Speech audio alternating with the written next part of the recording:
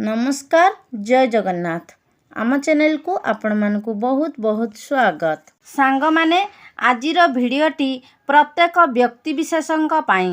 एही नवरात्रि रे आपण माने निज घर को एही 5टी गछ निश्चय आणंतु, कारण एही 5टी गछरे दैव्य शक्ति भरपूर थाए। जदि आपणक घरे एही गछ नाही एहाकू तुरंत नहीं आसंतु। आपणक घरर दरिद्रता समूले नाश हेब। एही गछर सेतिकी अलौकिक शक्ति अछि। एही गछ जेतेबेले स्वर्गरु एही धरापृष्ठ को शुक्राचार्य आनिथिले, किछि गछ एपरि अछि महादेवंक आशीर्वाद रे एही धरापृष्ठ को आसीअछि, जेउ गछटी माँ दुर्गांकर अत्यंत प्रिय अटे, देवदेव महादेवंकर अत्यंत प्रिय अटे एवं भगवान विष्णु माँ लक्ष्मींकर मध्य प्रिय अटे। जेउ घरे एही गछ थाए सेही घर को अलक्ष्मी केबे भी प्रवेश करि पारंती नाही। एवं एही नवरात्रिर शुभ दिन आउ केउटा भी होई पारे। नवरात्रि रे आपण निज घर को एही गछ निश्चय आणंतु।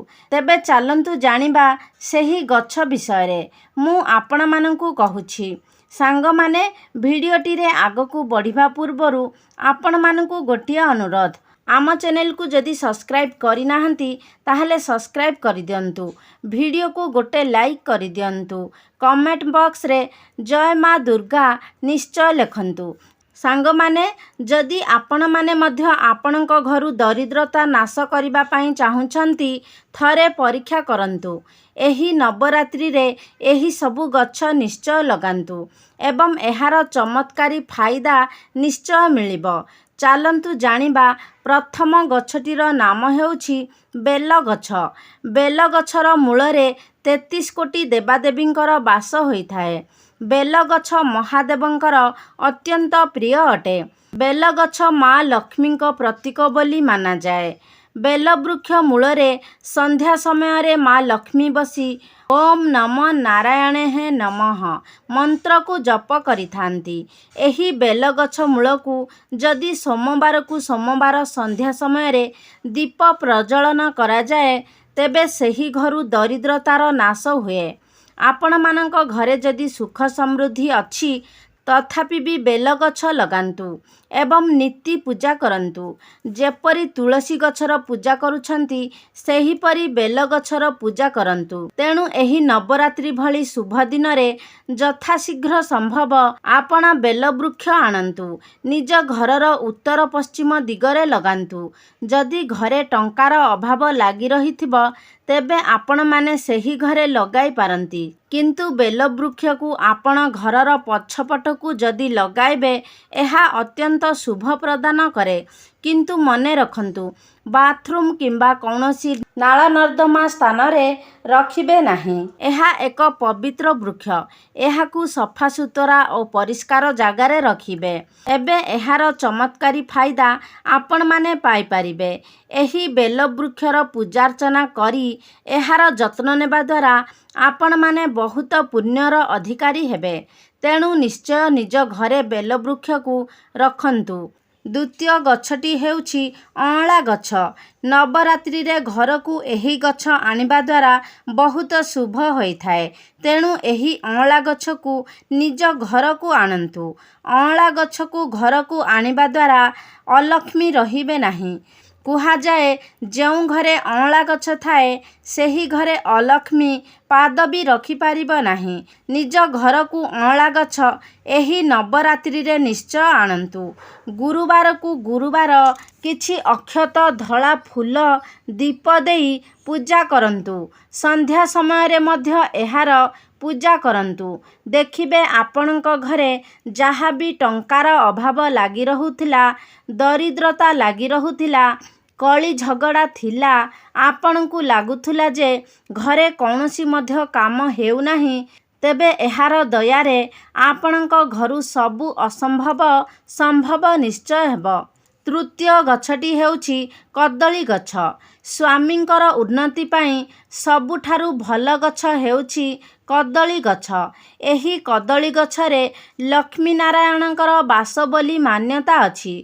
ଏହି କଦଳୀ ଗଛକୁ ଯଦି ଆପଣ ଏହି ନବରାତ୍ରିରେ ଗୁରୁବାର ଦିନ ସ୍ଥାପନ କରନ୍ତି ଏବଂ ଏହି କଦଳୀ ଗଛକୁ ନୀତି ପୂଜାର୍ଚ୍ଚନା କରନ୍ତି, ଗୁରୁବାରକୁ ଗୁରୁବାର ବିଶେଷ କରି ପୂଜା ଅର୍ଚ୍ଚନା କରନ୍ତି, ତେବେ ଆପଣଙ୍କ ଘରେ ଧନଧାନ୍ୟର କେବେ ବି ଅଭାବ ଲାଗି ରହିବ ନାହିଁ।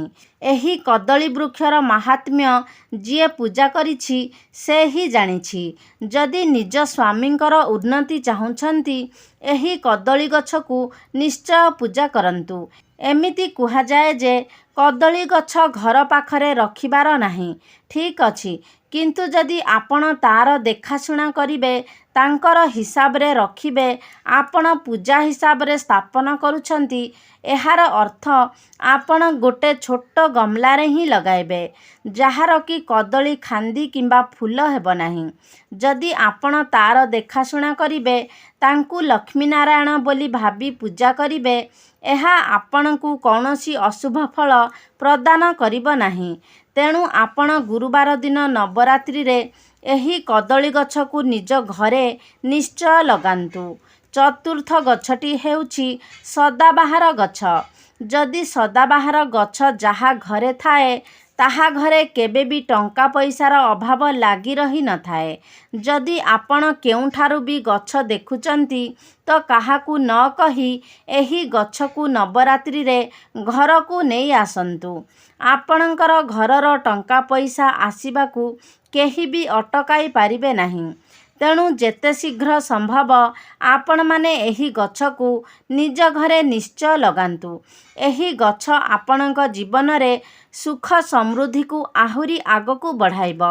ଏହି ଗଛ ଆପଣଙ୍କ ଜୀବନର ଉନ୍ନତି ପଥରେ ଆହୁରି ଅଗ୍ରସର କରାଇବ। ତେଣୁ ଏହି ସଦାବାହାର ଗଛକୁ ଆପଣମାନେ ନିଜ ଘରକୁ ନବରାତ୍ରି ସମୟରେ ନିଶ୍ଚୟ ନେଇକି ଆସନ୍ତୁ। ପଞ୍ଚମ ଗଛଟି ହେଉଛି ଗଙ୍ଗଶିଉଳି ଗଛ। ହଁ ସାଙ୍ଗମାନେ, ଏହି ଗଙ୍ଗଶିଉଳି ଗଛ ଘରେ ରଖିବା ବହୁତ ଶୁଭ ଅଟେ। ଏହାକୁ ସ୍ୱର୍ଗର ପାରିଜାତ ଗଛ ବୋଲି କୁହାଯାଏ। ଏହି ଗଛ ଘରେ ରଖିବା ଦ୍ୱାରା ଘରର ଉନ୍ନତି ବଢ଼େ। କିନ୍ତୁ ମନେ ରଖନ୍ତୁ, ଘରର ମୁଖ୍ୟ ଦ୍ୱାର ସମ୍ମୁଖରେ ଏହି ଗଛକୁ ରଖିବେ ନାହିଁ, ସାଇଡ୍ କରି ରଖିବେ। ଘରର ଛାତ ଉପରେ କିମ୍ବା ଘରର ପଛପଟେ ରଖିବେ। ଏ ଯେଉଁ ସବୁ ଗଛଗୁଡ଼ିକ ମୁଁ ଆପଣଙ୍କୁ କହିଲି, ନିଜ ଘରର ମୁଖ୍ୟ ଦ୍ୱାରରେ ରଖନ୍ତୁ ନାହିଁ। ନିଜ ଘରର ଡାହାଣ ପଟେ ସାଇଡ୍ କରି ରଖନ୍ତୁ। ମୁଖ୍ୟ ଦ୍ୱାର ସାମ୍ନାରେ କିଛି ବି ରଖିବେ ନାହିଁ, ତ ଏହା ଆପଣଙ୍କୁ ଶୁଭ ଫଳ ପ୍ରଦାନ କରିବ। ତା ସହିତ ଯଦି ଘରେ ତୁଳସୀ ଗଛ ବଡ଼ ହୋଇଯାଇଛି, ତାହାକୁ ବାହାର କରି ଅନ୍ୟ ଏକ ଜାଗାରେ ରୋପଣ କରିଦିଅନ୍ତୁ ଏବଂ ନିଜ ଘରେ ଛୋଟିଆ ତୁଳସୀ ଗଛଟି ରୋପଣ କରନ୍ତୁ। ତା ସହିତ ଆପଣମାନେ ଅପରାଜିତା ଗଛକୁ ବି ନବରାତ୍ରି ସମୟରେ ନିଜ ଘରେ ଲଗାଇ ପାରିବେ। ତ ସାଙ୍ଗମାନେ, ଏହି ସବୁ ପବିତ୍ର ଗଛ ଆପଣଙ୍କ ଜୀବନରେ ବହୁତ ଉନ୍ନତି ଆଣିବ। ଥରେ ପରୀକ୍ଷା କରିକି ଦେଖନ୍ତୁ, ଦେଖିବେ ଆପଣଙ୍କ ଘରର ସୁଖ ସମୃଦ୍ଧିକୁ କେହି ବି ଅଟକାଇ ପାରିବେ ନାହିଁ। ଯଦି ଆପଣମାନଙ୍କ ଘରେ ଏହିସବୁ ଗଛ ଆଗରୁ ଅଛି, ତେବେ ଏହାର ଯତ୍ନ ନିଅନ୍ତୁ ଏବଂ ପୂଜା କରନ୍ତୁ। ବିଶେଷ କରି ଏହି ନବରାତ୍ରି ସମୟରେ ପୂଜା କରନ୍ତୁ। ଏହାର ଶୁଭ ଫଳ ନିଶ୍ଚୟ ଆପଣ ପାଇବେ। ସାଙ୍ଗମାନେ, ନବରାତ୍ରି ବର୍ଷରେ 2 ଥର ଆସିଥାଏ, ଯାହାକି ଗୋଟିଏ ଚୈତ୍ର ନବରାତ୍ରି ଆଉ ଗୋଟିଏ ଆଶ୍ୱିନ ନବରାତ୍ରି।